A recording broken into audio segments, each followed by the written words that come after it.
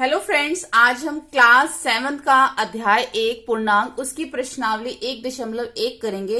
इस प्रश्नावली को करने से पहले इसका जो बेसिक है इस प्रश्नावली का, इससे रिलेटेड जो भी क्वेश्चन हम उसका बेसिक समझ लेंगे, ताकि जब ये क्वेश्चंस करें तो हमें उसको समझने में आसानी हो। ठीक है, तो पूर्णांक जो है वो आपने क्लास 6 में कक्षा 6 में पढ़ा होगा, जिसको इंग्लिश में हम इंटीजर्स कहते हैं। पूर्णांक के अंदर हमारी घनात्मक और ऋणात्मक संख्याएं आती हैं। घनात्मक संख्या कौन सी होती हैं? जितने भी पॉजिटिव नंबर्स होते हैं, जैसे 4, 6 या 1, 2 या 0, ये सब क्या है? हमारे पॉजिटिव नंबर्स हैं। मतलब जितने भी घनात्मक संख्याएं होती हैं वो हमारी पूर्णांक में आती हैं, और जितनी भी हमारी ऋणात्मक संख्याएं होती हैं वो भी हमारी पूर्णांक में आती हैं। अब ऋणात्मक संख्या क्या होती है? जैसे कि -1 हो गया, -2 हो गया, या -46 हो गया, या -76 हो गया। माइनस यानी कि जिसके साथ माइनस लगा होता है वो हमारी ऋणात्मक संख्याएं होती हैं, और जिसके साथ हमारा माइनस नहीं होता वो हमारी धनात्मक संख्या होती है, जिसको हम इंग्लिश में पॉजिटिव और नेगेटिव नंबर्स कहते हैं। ठीक है, ये हमारे पूर्णांक में आते हैं। जो हमारा पूरा पूर्णांक अध्याय है वो सारा हमारा घनात्मक संख्याएं और ऋणात्मक संख्याओं के चारों तरफ ही जो है इसके क्वेश्चंस आएंगे। ठीक है, तो ये आपको याद रखना है कि पूर्णांक के अंदर ऋणात्मक और घनात्मक संख्या दोनों होती हैं। अब इसमें एक संख्या रेखा होती है जिसके बीच में हमारा 0 होता है। उसकी जो राइट साइड है यानी कि जो दाई तरफ है, वहां पे हमारे जितने भी हैं वो हमारे सारे घनात्मक संख्याएं आती हैं। आप इसको जितना चाहे बड़ा बना सकते हो। और उसकी जो बाईं तरफ है वहां पे सब हमारी ऋणात्मक संख्याएं आती हैं। ये आपको पता होना चाहिए पूर्णांक के अंदर। ये हमें स्केल से बनाना होता है, प्रॉपर मेजरमेंट लेके। ठीक है, ये चीज आपको पता होनी चाहिए कि हम किस तरीके से संख्या रेखा पर ऋणात्मक और घनात्मक संख्या लिखते हैं। अगर हमें इसके ऊपर बोला जाए कि हमें इस संख्या रेखा पे -2 को दिखाना है कि -2 कहाँ है, तो इस तरीके से संख्या रेखा बना के जहां पे भी -2 होगा वहां पे आप उसको सर्कल कर देना। जो भी चीज आपको शो करने के लिए कही जाए आप इस तरह से उसको शो कर सकते हैं। उसके बाद हम बात करते हैं कि ऋणात्मक और घनात्मक संख्याओं में अगर हमें देखना हो कि बड़ा कौन सा होता है, छोटा कौन सी संख्या है, तो हम कैसे पता लगाएंगे?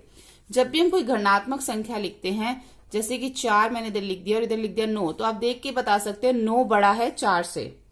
ठीक है, अगर हम अब ऋणात्मक संख्या की बात करें, अगर मैंने -4 और -9 लिख दिया तो अब कौन सा बड़ा है? ऋणात्मक संख्याओं में जो छोटी संख्या होती है वो ही उसको हम बड़ा कहते हैं। जैसे कि -4 और -9 में से -4 जो है वो बड़ा है। ठीक है, ये चीज आपको याद रखनी है कि ऋणात्मक संख्याओं में जो छोटी संख्या होती है उसको ही हम बड़ा कहते हैं। यानी कि अभी ये सबसे -5 सबसे छोटी है। ठीक है, उससे बड़ा हो गया -4, उससे बड़ा -3, -2, -1। अगर हमें इसमें से बताना है सबसे बड़ा कौन सा है, इनमें से सबसे बड़ा है -1। ठीक है, अब अगर एक धनात्मक संख्या है और एक ऋणात्मक संख्या है, तो इन दोनों में से, जैसे कि ये एक 4 है और एक है -9, एक धनात्मक संख्या है एक ऋणात्मक संख्या, तो कौन सी बड़ी होगी? तो जो धनात्मक संख्या होगी, जो पॉजिटिव नंबर होगा, हमेशा वही बड़ा होगा। जब एक पॉजिटिव नंबर हो एक नेगेटिव नंबर हो, तो हमेशा पॉजिटिव नंबर यानी कि धनात्मक संख्या ही बड़ी होती है। ठीक है, ये चीज आपको ध्यान रखना है। उसके बाद हम बात करते हैं कि जो हमारे पूर्णांक होते हैं उनके अंदर हम जमा और घटा कैसे करते हैं। जब हमें पूर्णांक के अंदर जमा और घटा करना होता है तो पूर्णांक में हमें हो सकता है कि दोनों संख्याएं जो हैं वो हमारी घनात्मक हो। अगर दोनों संख्या पॉजिटिव है तो इजी है, 5 + 3 आप 8 कर दोगे। ठीक है, अगर एक संख्या हमारी ऋणात्मक है एक धनात्मक है तो क्या करेंगे हम? अब इस केस में हमें समझना है कि जब हमें दोनों ही पॉजिटिव दे रखे हैं, दोनों ही, देखो जिसके आगे कोई साइन नहीं होता उसका मतलब होता है वो पॉजिटिव संख्या है, यानी कि धनात्मक है, प्लस वाली है। तो जब दोनों ही पॉजिटिव हैं, दोनों ही धनात्मक संख्या हैं, तो हम उस केस में उसको हम प्लस करते हैं, यानी कि प्लस प्लस प्लस हो जाता है। अगर किसी केस में एक संख्या ऋणात्मक है, एक धनात्मक है, तो उसमें प्लस माइनस हम माइनस करते हैं, यानी कि एक इसमें माइनस है, एक प्लस है, तो क्या हो जाएगा प्लस माइनस माइनस, यानी कि 5 में से 3 को हम क्या करेंगे -2 आएगा। एक चीज हमें और देखनी है, जब हम प्लस और माइनस करते हैं तो जो बड़ी संख्या के साथ चिन्ह होता है वही हमारा उत्तर में भी आता है। बड़ी संख्या इन दोनों में से -5 और 3। बड़ी संख्या कहने का मतलब यहाँ पर ये है कि मैंने आपको ये चीज बताई थी कि अगर -5 और 3 होगा, एक ऋणात्मक और धनात्मक होगी, तो 3 उसमें बड़ा है। ये बिल्कुल सही है कि 3 इसमें बड़ा है, लेकिन यहाँ पे मैं आपको कुछ और समझाना चाह रही हूँ कि यहाँ पे हम ये देखते हैं कि उत्तर में चिन्ह कौन सा आएगा। उसके लिए हमें क्या देखना होता है, उसके लिए हमें देखना होता है 5 और 3। इसमें चिन्ह की बात नहीं हो रही, अब सिर्फ संख्या की बात हो रही है कि 5 और 3 में से कौन सी संख्या बड़ी है, 5 बड़ी है। 5 के साथ कौन सा चिन्ह है, माइनस का, तो उत्तर में भी माइनस का चिन्ह आएगा। ये चीज आपको जमा और घटा करते समय पूर्णांक में याद रखनी है। अगर दोनों ही माइनस है तो प्लस, जैसे कि -5 और हमें प्लस करना है इसमें -3, यानी कि ये भी माइनस है और ये भी माइनस है, तो इस केस में क्या होगा, -5 का -5 हो जाएगा। अब ये क्या है, देखो एक प्लस है और एक माइनस है। जब ब्रैकेट के बाहर कोई साइन होता है तो इसका मतलब, जो ब्रैकेट के अंदर होता है तो इसका मतलब ये दोनों जो साइन है आपस में गुणा हो रहे हैं। ठीक है, अगर ये आपस में प्लस और माइनस, देखो ब्रैकेट की कंडीशन में ऐसा होता है कि जब एक चिन्ह अंदर एक चिन्ह बाहर हो तो वो दोनों आपस में गुणा होते हैं। गुणा होने के बाद भी अगर हम एक प्लस को गुणा करें माइनस से, तब भी हम उसको माइनस ही करते हैं, प्लस माइनस माइनस ही होगा। ठीक है, गुणा की कंडीशन में भी यहाँ पे ये दोनों चिन्ह गुणा हो गए, प्लस माइनस माइनस, -3 आ गया आंसर। ठीक है, अब दोनों माइनस माइनस हो गए, ये भी माइनस है, माइनस माइनस प्लस होते हैं, तो माइनस माइनस क्या हो जाएगा, प्लस। 5 और 3 8 हो जाएगा। बड़ी चिन्ह के साथ, बड़ी संख्या के साथ माइनस का चिन्ह, तो उत्तर में भी माइनस का चिन्ह आएगा। ठीक है, ऐसे ही जब हम माइनस करते हैं उस कंडीशन में भी हम ऐसे करते हैं। अगर हमें 5 में से 3 माइनस करना है तो हम इसमें 2 लिख देंगे। ठीक है, एक हमारा पॉजिटिव है, एक नेगेटिव, प्लस माइनस माइनस, तो 2 आ गया। अब बड़ी संख्या के साथ हमारा पॉजिटिव है, कोई चिन्ह नहीं है, तो हमने उत्तर में भी कोई चिन्ह नहीं लगाया, यानी कि ये संख्या हमारी पॉजिटिव है, धनात्मक है। अब हमें -3 में से माइनस करना है 5 को। ठीक है, -3 में से हमें माइनस करना है 5 को, तो ये दोनों क्या हो जाएंगे, माइनस माइनस प्लस हो जाएंगे, तो माइनस माइनस प्लस हो जाए, क्या हो जाएगा 8। अब बड़ी चिन्ह के साथ माइनस का साइन है, तो बड़ी संख्या के साथ माइनस का साइन है, तो माइनस का साइन आएगा। ठीक है, उसके बाद अगर हमें मान लो हमें इसके अंदर माइनस करना है, -3 को माइनस करना है -5 से। ठीक है, -3 को माइनस करना -5, उस केस में क्या करेंगे, -3 का -3 आ जाएगा। ये दोनों आपस में चिन्ह गुणा हो रहे हैं क्योंकि ब्रैकेट के अंदर है। अगर दो चिन्ह माइनस वाले गुणा होंगे तो उसका मतलब होता है माइनस माइनस प्लस, जैसे कि हमने ऊपर किया था माइनस माइनस प्लस। ऐसे ही ब्रैकेट में जब जो दो चिन्ह गुणा होंगे, माइनस माइनस होंगे, तो वो भी जमा ही होंगे। इसका मतलब माइनस माइनस प्लस हो गया और आ गया 5। अब प्लस माइनस माइनस, एक प्लस का एक माइनस का, तो क्या होगा माइनस। अब 5 में से 3 प्लस माइनस माइनस हो गए, तो 2 आंसर आ गया। अब बड़ी संख्या के साथ हमारा प्लस का साइन है, तो उत्तर में भी हमारा प्लस का साइन यानी कि पॉजिटिव संख्या ही आएगी। तो हमें एक्सरसाइज 1.1 करने के लिए हमें इतना ही बेसिक समझने की जरूरत है। अगर हमें इतना बेसिक समझ आ जाएगा तो हम ये एक्सरसाइज आसानी से कर पाएंगे। अब पहला क्वेश्चन है इसके अंदर, किसी विशिष्ट दिन विभिन्न स्थानों के तापमानों को डिग्री सेल्सियस में निम्नलिखित संख्या रेखा द्वारा दर्शाया गया है। नीचे हमें एक नंबर लाइन दे रखी है, उसमें हमें यहाँ पर तापमान बता रखा है कि शिमला का तापमान है 5 डिग्री और उसके बाद यहाँ पे 0 है। 0 के बाईं तरफ मैंने को बताया था सारे ऋणात्मक संख्या आती हैं, जैसे कि ये -1 होगा, ये -2, ये -3, ये -4, यहाँ पे आके -5, -6, -7, -8, -9 और ये -10। ऐसे ही 0 से दाईं तरफ 1 2 3 4 5 6 7 8 9 10 इस तरह से ये सब होंगे। पहला इन्होंने हमसे पूछा है इस संख्या रेखा को देखिए और इस पर अंकित स्थानों के तापमान लिखिए कि लाहौल स्पीति का तापमान कितना है, श्रीनगर का कितना है, शिमला, ऊटी और बैंगलोर का तापमान कितना है, हमें इसके अंदर ये बताना है। तो स्थान यहां लिख देंगे, तापमान इधर। लाहौल स्पीति का तापमान है 8 डिग्री सेल्सियस। देखो ये है यहाँ पे ये 0, उसके बाद -1, -2, -3, -4, -5, -6, -7, यहाँ पे आके क्या आ गया -8। तो लाहौल स्पीति कितना है -8। ऐसे ही श्रीनगर -2, -1, -2 यहाँ पे हो गया श्रीनगर का। उसके बाद आ जाता है ऊटी। ऊटी का कितना है, यहां से देखिए तो 15 से पहले क्या है 14 डिग्री, 14, तो ये है ऊटी का 14 डिग्री सेल्सियस। शिमला का यहाँ पे दे रखा है, यहाँ पे सीधा दे रखा है 5 डिग्री सेल्सियस। उसके बाद बेंगलुरु यहाँ 20 देख लो, 20 के बाद 21 और ये 22 डिग्री सेल्सियस। ठीक है।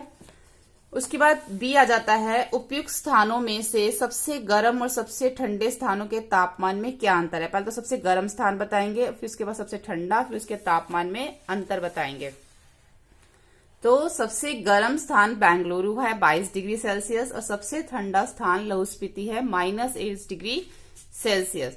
दोनों स्थानों में अंतर करने के लिए 22 डिग्री सेल्सियस में से माइनस कर देंगे -8 डिग्री सेल्सियस।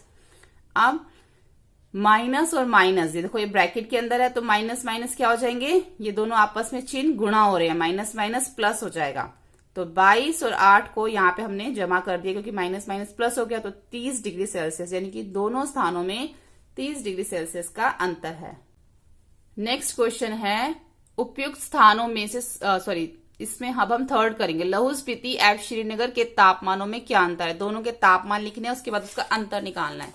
लाहौल स्पीति और श्रीनगर का तापमान है -2 डिग्री सेल्सियस और लाहौल स्पीति का तापमान है -8 डिग्री सेल्सियस। अब -2 डिग्री सेल्सियस में से हम माइनस करेंगे -8 डिग्री सेल्सियस। हमने -2 में से क्यों किया, क्योंकि -2 और -8 में से कौन सा बड़ा है, -2 और -8 में से कौन सा बड़ा है। जब दोनों संख्या ऋणात्मक हों तो जो छोटी वाली संख्या होती है वही बड़ी होती है, यानी कि -2 बड़ा है और हम हमेशा बड़ी संख्या में से छोटी को माइनस करते हैं, इसलिए हमने -2 में से माइनस करेंगे -8 डिग्री को। ये दोनों माइनस माइनस प्लस हो जाएंगे, -2 का -2 आ जाएगा, एक प्लस और एक माइनस, तो प्लस माइनस माइनस हो जाएंगे। तो 8 में से 2 को माइनस करेंगे 6 डिग्री सेल्सियस। बड़ी संख्या के साथ हमारा पॉजिटिव साइन है, प्लस का तो हमारा उत्तर भी पॉजिटिव यानी कि धनात्मक आएगा। ठीक है। उसके बाद डी देख लेते हैं, क्या हम कह सकते हैं कि शिमला और श्रीनगर के तापमानों का योग शिमला के तापमान से कम है। अगर हम शिमला और श्रीनगर का जो तापमान है उन दोनों को जमा करते हैं तो जो उनका उत्तर आएगा वो शिमला के तापमान से कम है। पहला तो ये है। दूसरा है, क्या इन दोनों स्थानों के तापमानों का योग श्रीनगर के तापमान से भी कम है। एक तो बताना है कि शिमला के तापमान से कम है, दूसरा में ये बताना है कि श्रीनगर के तापमान से भी कम है या नहीं। तो पहले हम इन दोनों का योग निकाल लेंगे। श्रीनगर और शिमला का जो तापमान है वो -2, ये हो गया हमारा श्रीनगर, ये हो गया शिमला। दोनों के तापमान को हमने क्या करना था, प्लस करना था। तो श्रीनगर का तापमान तो -2 था, तो प्लस माइनस माइनस, यानी कि इन दोनों के तापमान में 3 डिग्री का अंतर है। 3 डिग्री का उन्होंने क्या कहा था कि जो शिमला का तापमान है और जो श्रीनगर का तापमान है उनका योग कर लो। तो योग करने के बाद हमारा आंसर आया 3 डिग्री सेल्सियस, क्योंकि एक माइनस और एक प्लस माइनस हो जाएगा, तो 3 डिग्री सेल्सियस इनका योग आया। अब जो शिमला का तापमान है वो 5 डिग्री सेल्सियस है और योग क्या आया 3 डिग्री। तो 3 डिग्री सेल्सियस और 5 डिग्री सेल्सियस में जो है शिमला का जो तापमान है वो ज्यादा है योग से। ठीक है। हाँ, श्रीनगर तथा शिमला के तापमानों का योग शिमला के तापमान से कम है, यानी कि शिमला का तापमान ज्यादा है और जो योग आया है वो कम आया है। दूसरा में श्रीनगर से भी बताना था, श्रीनगर का तापमान है -2 डिग्री सेल्सियस और जो हमारा योग निकला है वो 3 डिग्री सेल्सियस निकला है। अब एक हमारी ऋणात्मक संख्या हो गई, एक हमारी धनात्मक। जब एक ऋणात्मक और एक धनात्मक होगी तो जो धनात्मक वाली होती है वही हमारी बड़ी होती है। यह तापमान श्रीनगर के तापमान से कम नहीं है, यानी कि यहाँ पे तो जो है ये वाला जो योग था उसका तापमान कम आया था, लेकिन यहाँ पर ये जो हमारा योग आया है वो तापमान ज्यादा आया है। ठीक है, तो यहाँ पर श्रीनगर का तापमान से कम नहीं है। जो भी हमारा योग आया था इसमें श्रीनगर का तापमान कम है और योग जो आया वो ज्यादा है। ठीक है, ये हो गया हमारा प्रश्न 1। इसके बाद हम करेंगे प्रश्न 2। किसी प्रश्नोत्तरी केस में सही उत्तर के लिए धनात्मक अंक दिए जाते हैं और गलत उत्तर के लिए ऋणात्मक अंक दिए जाते हैं। यानी कि एक क्वेश्चन पेपर है जो कि चेक हो रहा है और चेक होने के बाद जो आंसर सही है उनमें पॉजिटिव नंबर, ऋणात्मक नंबर, और जो आंसर गलत है उनमें नेगेटिव मतलब ऋणात्मक अंक दिए जाते हैं। यदि 5 उत्तरों तक चक्रों राउंड यानी कि चक्रों तक 5 उत्तरों तक जैक द्वारा प्राप्त किए गए अंक 25, -5, -10, 15 और 10 थे, तो बताइए अंत में उसके अंकों का कुल योग कितना होगा। यानी कि जैक जो है उसका जो क्वेश्चन पेपर चेक हो रहा है, कुछ उसको पॉजिटिव नंबर्स मिले, कुछ नेगेटिव नंबर मिले, और जो उसको अंकों का जो कुल योग है एंड में अगर देखा जाए तो उसको कितने अंक मिले, पॉजिटिव और नेगेटिव दोनों देखेंगे। जैक द्वारा जो प्राप्त किए गए अंक है वो 25, -5, -10, 15 और 10 हैं। कुल अंक पहले हम सारे जितने भी अंक उसको मिले हैं पहले हम उसका योग निकाल लेंगे, सबको जमा कर लेंगे। 25 जमा -5, सबको जमा करना तो बीच में जमा का चिन्ह लगाना पड़ेगा। 25 जमा -5 जमा -10 जमा 15, 15, 10। ठीक है, अब जो जितने भी हमारी घर्णात्मक संख्याएं हैं उनको हम पहले जैसे अब पहले हम ब्रैकेट खोल लेंगे, plus minus minus plus minus minus, ये प्लस का है ये प्लस का है। अब हमारे ब्रैकेट खुल गए।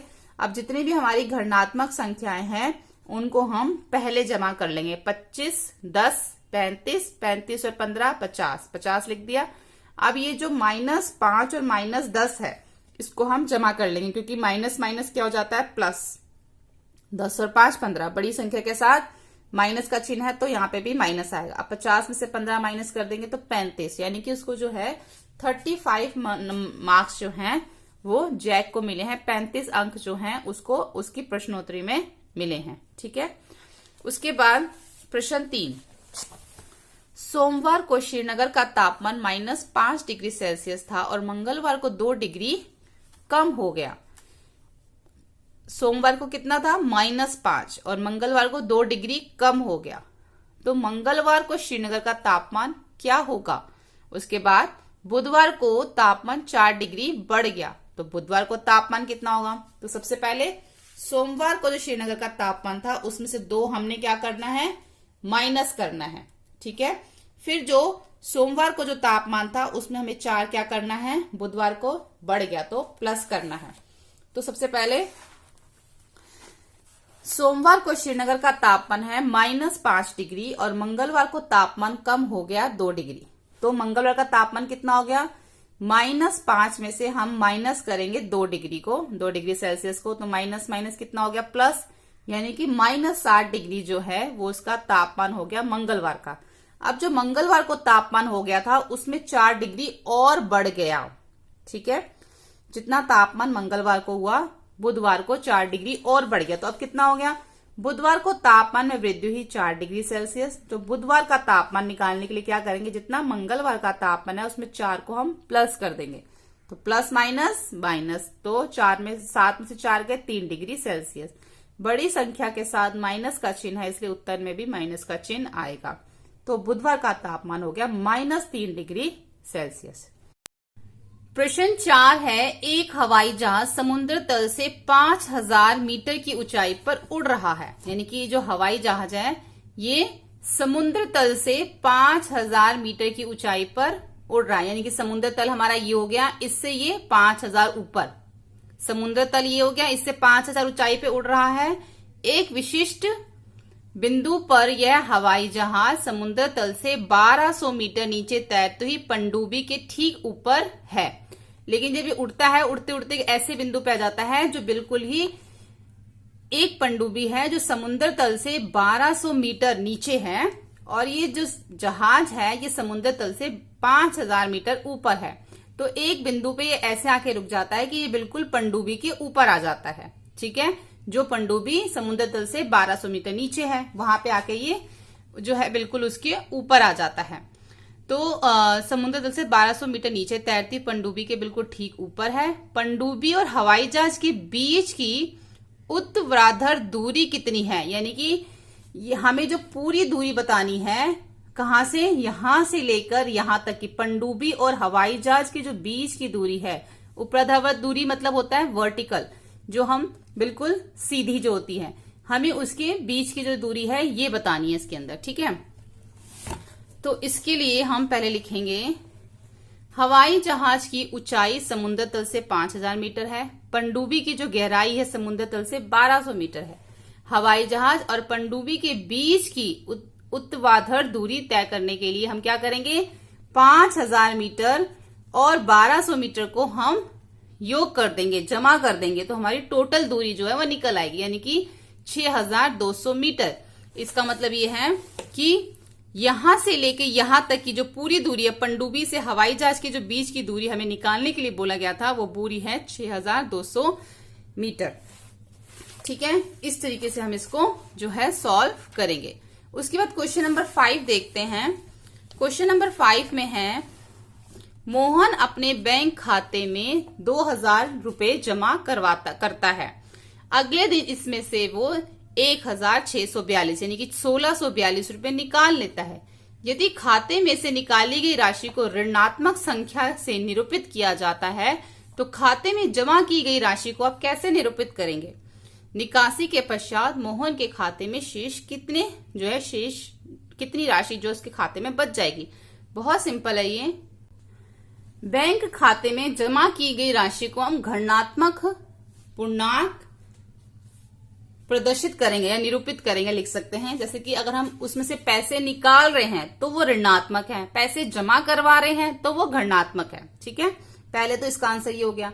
अब खाते में जमा की गई राशि 2000 थी, उसमें से निकाली गई राशि 1642 है, तो शेष राशि कितनी बची। 2000 में से 1642 को अगर हम माइनस करेंगे, घटाएंगे, तो 358 रुपीज जो है उसके अकाउंट में बैलेंस यानी कि शेष राशि बचेगी। अगर आप मान लो अपने अकाउंट में 100 रुपए जमा करवाते हो और उसमें से आप 50 रुपए निकलवा लेते हो, तो आप क्या करोगे, उस कंडीशन में माइनस करोगे। निकलवा लिए मतलब पैसे घट गए, पैसे कम हो गए, तो हम उस कंडीशन में घटाई करेंगे, तो कितने बचेंगे आपके पास, 50 रुपए बचेंगे। ऐसे ही 2000 रुपए में से 1642 घटा लेंगे तो इतने पैसे उसके बचेंगे।